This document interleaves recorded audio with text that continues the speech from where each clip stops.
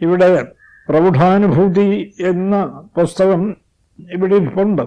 അതിലെ ആദ്യത്തെ ശ്ലോകം ശ്രീശങ്കര ഭഗവത്പാദർ ഒരൊറ്റ ശ്ലോകം കൊണ്ട് വേദാന്തസാരം സംഗ്രഹിക്കുന്നു. ഏകശ്ലോകി. എൻ്റെ താത്പര്യം ഇത്രയേ ഉള്ളൂ. ശിഷ്യൻ സത്യമന്വേഷിച്ച് ഗുരുവിൻ്റെ അടുത്ത് നിന്നു.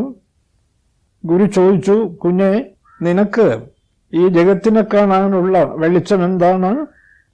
കിം ജ്യോതിസ്തവ. ചോദ്യം, കുഞ്ഞെ, നിനക്ക് ഈ ജഗത്തിനെ അനുഭവിക്കാം, എന്താണ് വെളിച്ചം?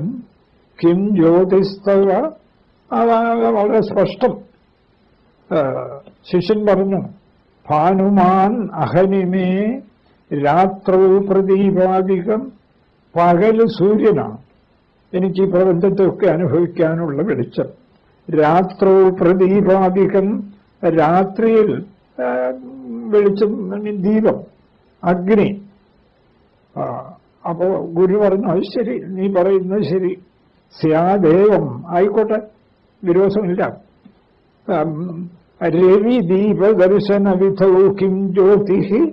എടോ, അത് ശരി, ഈ സൂര്യനെയും അഗ്നിയെയും ദർശിക്കാൻ നിനക്കെന്താ വെളിച്ചം? രവി ദീപ ദർശന വിധൗ കിം ജ്യോതിഹി. രവിയെയും ദീപത്തെയും ഒക്കെ ദർശിക്കാനുള്ള നിന്റെ എന്താണ്? കിം ജ്യോതി ആഖ്യാഹിമേ, എന്നോട് പറയൂ. കാര്യം സ്പഷ്ടം. ചക്ഷുഹു. ഉത്തരം കോളം കിട്ടി. എന്റെ കണ്ണാണ് എനിക്ക് ഇവരെയൊക്കെ സൂര്യനെയും അഗ്നിയെയും ഒക്കെ ദർശിക്കാനുള്ള വെളിച്ചം. ചക്ഷുഹു. അത് ശരി. തസ്യ നിമീലനാദിസമയേക്കും. പക്ഷെ നീ ചിലപ്പോ കണ്ണൊക്കെ അടയ്ക്കാറുണ്ടല്ലോ. കണ്ണടയ്ക്കുമ്പോ നിന്റെ ഉള്ളിൽ എന്തൊക്കെയോ നീ കാണുന്നുണ്ടല്ലോ. നിന്റെ മനസ്സിനെ കാണുന്നുണ്ട്. അപ്പൊ കണ്ണടയ്ക്കുമ്പോ നിനക്ക് എന്താ വെളിച്ചം? ഉള്ളിലുള്ള വികാരങ്ങളെയും അല്ലെങ്കിൽ സ്വപ്നത്തെയും അതിൽ കാണുന്ന കാഴ്ചകളെയും അവിടെയൊക്കെ കണ്ണടഞ്ഞിരിക്കുകയാണല്ലോ. എന്താ? രവി ദീപ ചക്ഷുസ്തസ്യ നിമീലനാദി സമയേ കിം. സംശയമില്ല. ധീഹി, ബുദ്ധിയാണ്, മനസ്സാണ് എന്റെ കണ്ണ്. കിം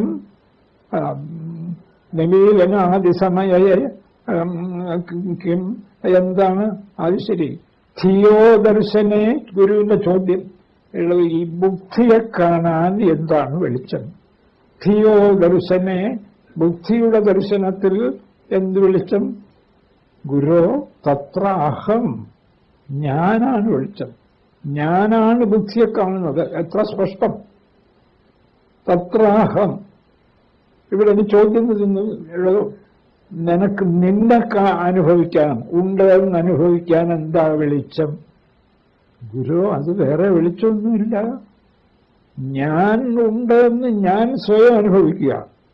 ഞാനുണ്ടെന്ന് അനുഭവിക്കാൻ എനിക്ക് മറ്റൊരു ഉപകരണത്തിൻ്റെയും ആവശ്യമില്ല.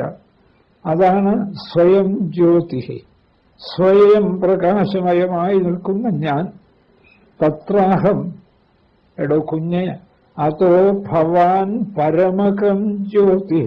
അതുകൊണ്ട് നീ തന്നെയാണ് വെളിച്ചങ്ങളുടെ ഒക്കെ വെളിച്ചം.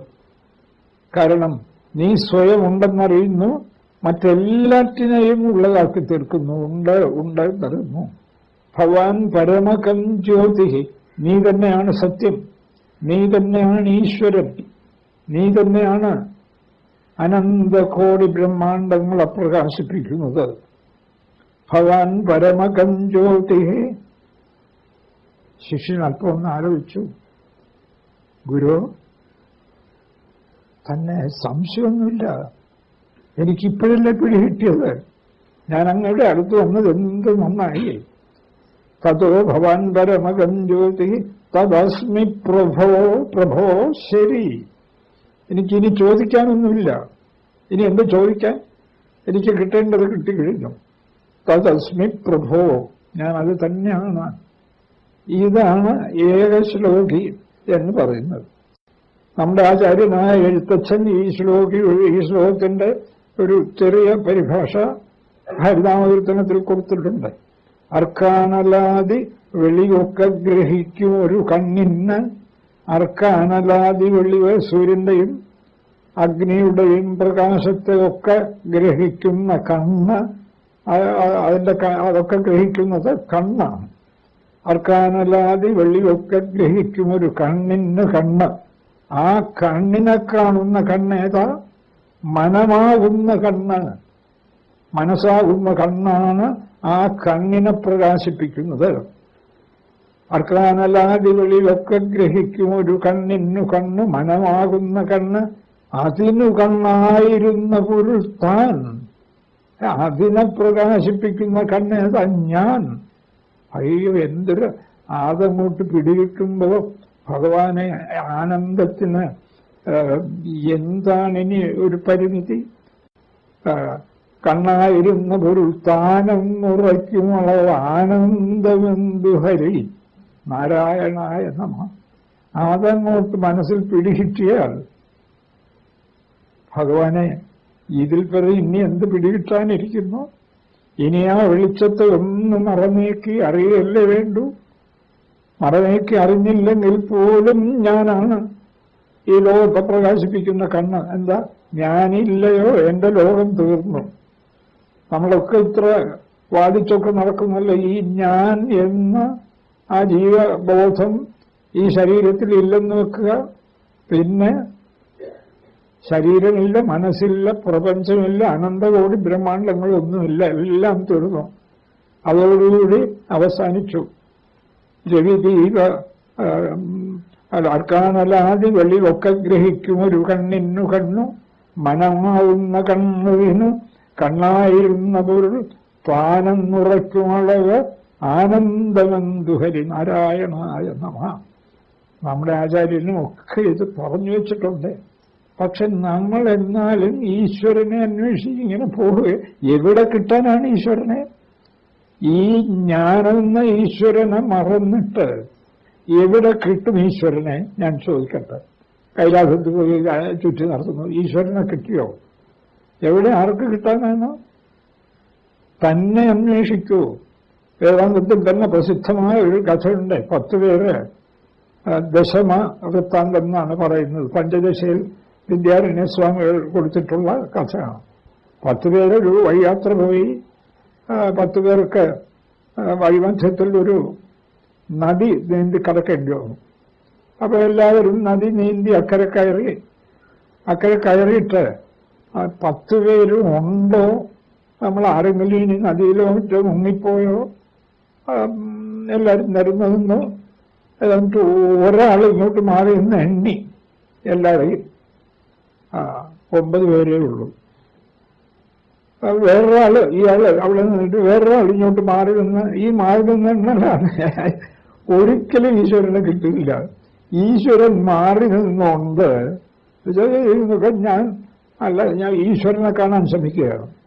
ഈശ്വരൻ മാറി നിന്നുകൊണ്ട് ഈശ്വരനെ കാണാൻ ശ്രമിക്കുന്നു. എവിടെ കിട്ടാനാണ്?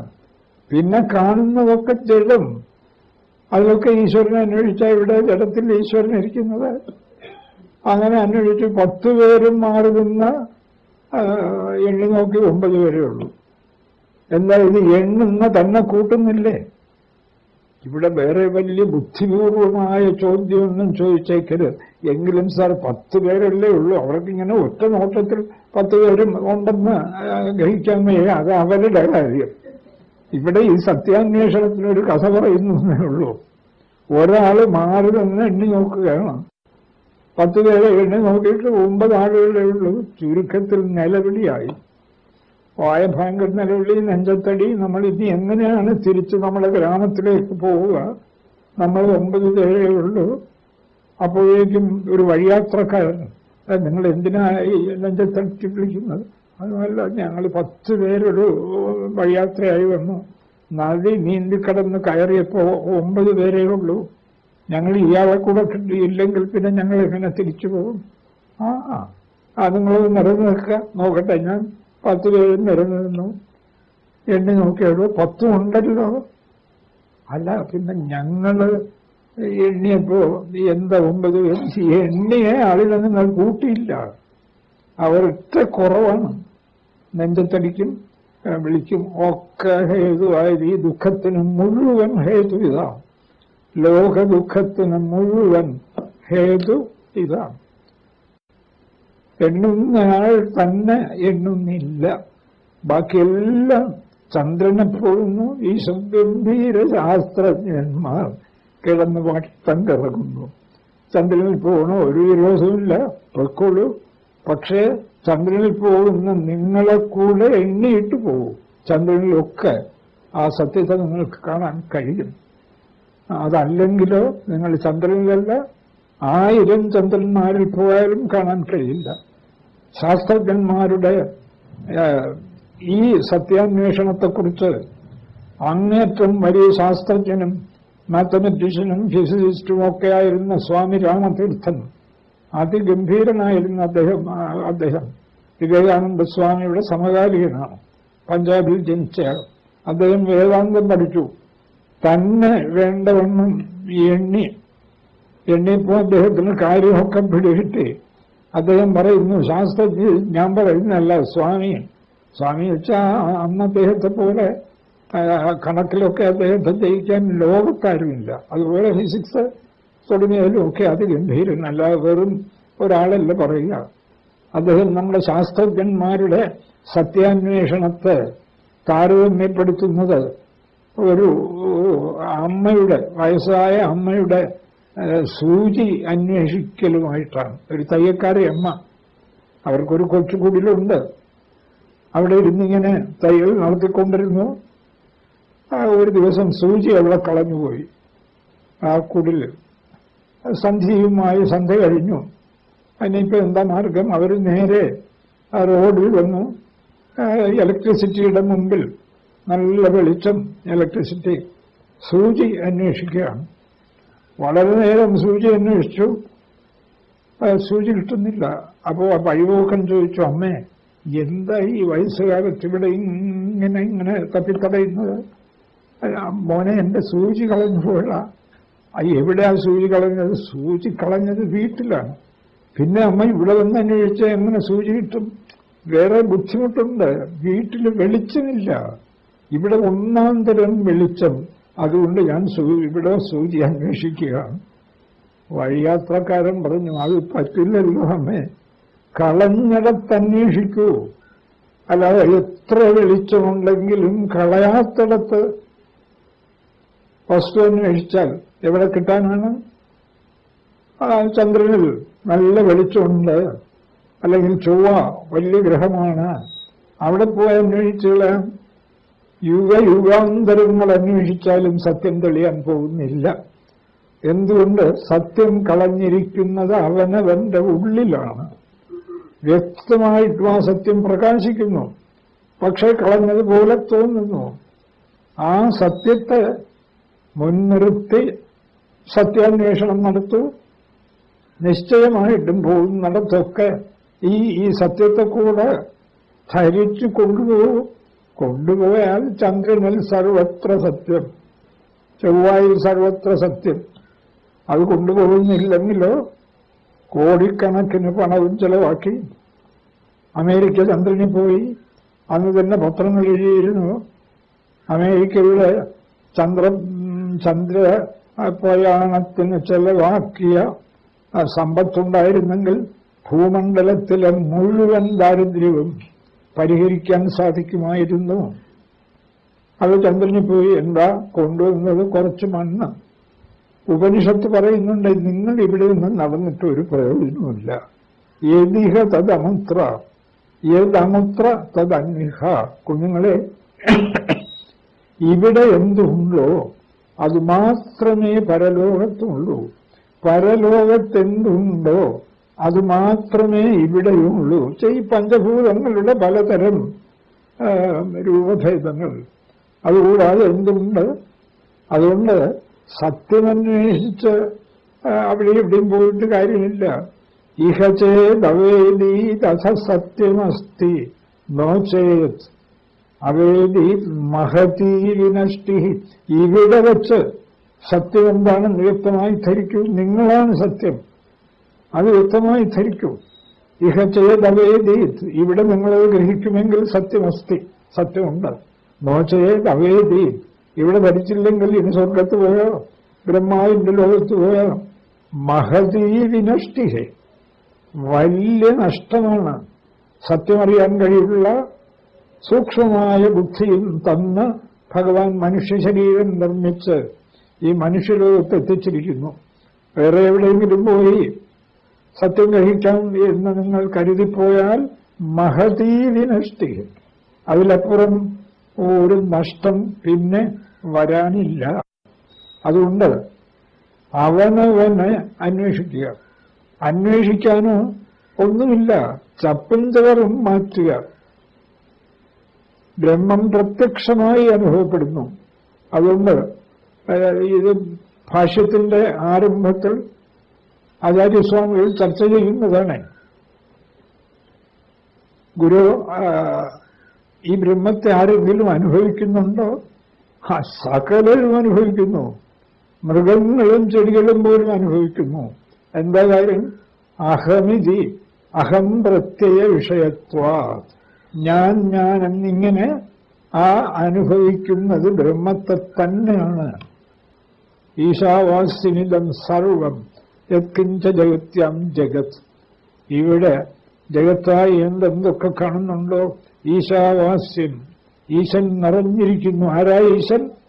നിങ്ങൾ തന്നെ ഈശൻ. ആ ഈശൻ നിറഞ്ഞിരിക്കുന്നു. ഇതെങ്ങനെ അനുഭവിക്കാൻ കഴിയും? ഞാൻ തന്നെ ഈശൻ എന്ന് തേന ത്യക്തേന ഭുജീത, ത്യജിച്ചിട്ട് ഭുജിക്കൂ. എന്താ? ഈ കാണുന്നതൊന്നും ഞാനല്ല എന്നുറപ്പിക്കൂ. അതാണ് ഈ കാണുന്നതൊക്കെ ജഡമൊന്നും ഞാനല്ല. ജഡമൊക്കെ പ്രത്യേകം ഉള്ളതാണെന്ന് കരുതുന്നുണ്ടെങ്കിൽ ഞാനല്ല. നേരെ മറിച്ച് ബ്രഹ്മത്തിലെ ഭ്രമമാണ്. അതുകൊണ്ട് ഇവയൊക്കെ ബ്രഹ്മം തന്നെ എന്ന് തീരുമാനിക്കാനാണ് ത്യാഗം. അല്ലാതെ ഇതൊന്നും ജയിച്ചിട്ട് ഋഷികേശത്തേക്ക് ഓടിപ്പോകുന്നതൊന്നുമല്ല ത്യാഗം. അവിടെ ഒന്നും ചെന്നാൽ ത്യാഗമാവുകയില്ല. ഈ ത്യാഗം കൊണ്ട് സർവം ഈശ്വരമയമെന്ന ശാസ്ത്രീയ സത്യം രാവകൾ ഉറപ്പിച്ച് എവിടെയായാലും യുദ്ധക്കളത്തിലാവട്ടെ, അടുക്കളയിലാകട്ടെ, പാടത്താവട്ടെ ഉറപ്പിച്ചാൽ നമുക്ക് നമ്മെ കണ്ടെത്താൻ പറ്റും. ഞാൻ ജ്യോതിസ്സുകളുടെ ജ്യോതിസാണ്. ജ്യോതിർജ്യോതി പരം ജ്യോതി, ജ്യോതിസ്സുകളുടെ ജ്യോതിസാണ്. ആത്മജ്യോതി ശിവോസ്മ്യഹം, ഞാൻ ആത്മജ്യോതിസാണ്. ശ്രീശങ്കർ ഭഗവത്പാദർ ബ്രഹ്മജ്ഞാനാവലിമാല എന്ന കൃതിയുടെ ഒടുവിൽ പറയുന്ന ആ ശ്ലോകമാണ്. ജ്യോതിസിന്റെ ജ്യോതിസാണ് ഞാൻ, ഉള്ളിൽ പ്രകാശിക്കുന്ന ആത്മജ്യോതിസാണ്. ശിവോസ്മ്യഹം, സർവപ്രപഞ്ചത്തിനും മംഗളമരുളുന്ന ശിവനാണ് ഞാൻ. ധൈര്യമായിട്ട് ഉറപ്പിക്കുക, ഒന്നും പേടിക്കാനില്ല, ഒന്നും. ഇതാണ് ഏകശ്ലോകിയിൽ ഭഗവാൻ നമ്മെ പഠിപ്പിക്കുന്ന പാഠം. നീ ജ്യോതിസിന്റെ ഒക്കെ